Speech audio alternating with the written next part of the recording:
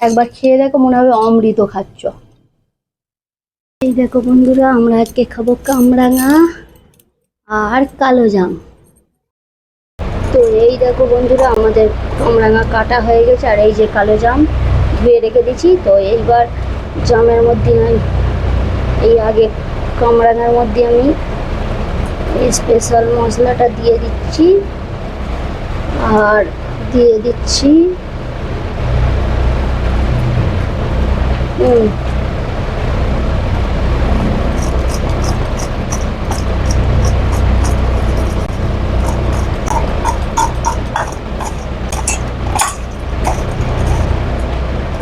এই দেখো বন্ধুরা, আমাদের কামরাঙা মাখা হয়ে গেছে। এবার চলো খাওয়া যাক।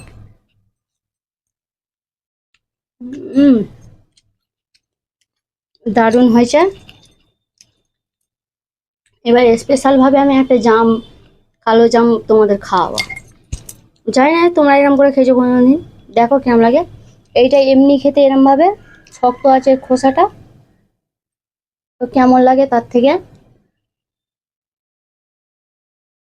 এটা শক্ত তো, গ্লাসে নিচ্ছি।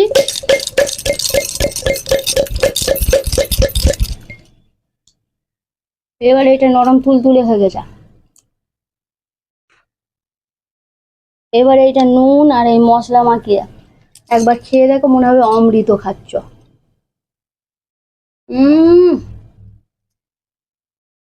গালে দেওয়ার সঙ্গে সঙ্গে মিলিয়ে গেছে।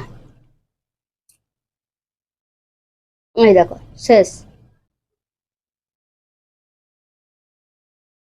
আর একটা করা যাক। প্রথমে গ্লাসের মধ্যে তো অনেকে মাটির হাঁড়িতে করে, যেটা ফেমাস, এই ভেগে করে।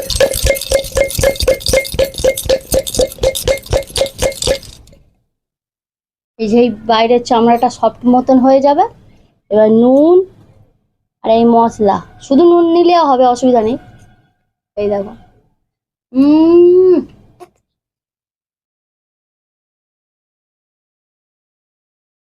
মুখে দেওয়ার সাথে সাথে মিলিয়ে যাচ্ছে, দেখেছো। আর একটা খাওয়া যাক, আমাদের পুরো শেষ করে দিয়ে আর ইচ্ছা হচ্ছে। দারুণ লাগে খেতে। এই দেখো, খাবে নাকি?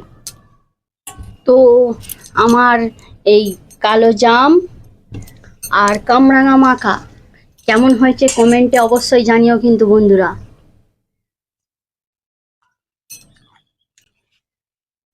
এখানে স্পেশাল মশলা বলতে এমন কিছু না, এই জিরে, গোলমরিচ, এলাচ, লবঙ্গ, তারপর সরুজন, শুকনো লঙ্কা, এইগুলোই ভালো করে, আর ধনে ভালো করে কড়াইতে, শুকনো কড়াইতে ভেজে নিয়ে মিক্সিতে গুঁড়ো করে নিয়েছি।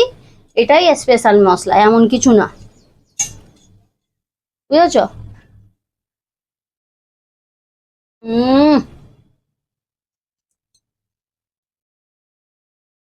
সেই লেভেলের হয়েছে।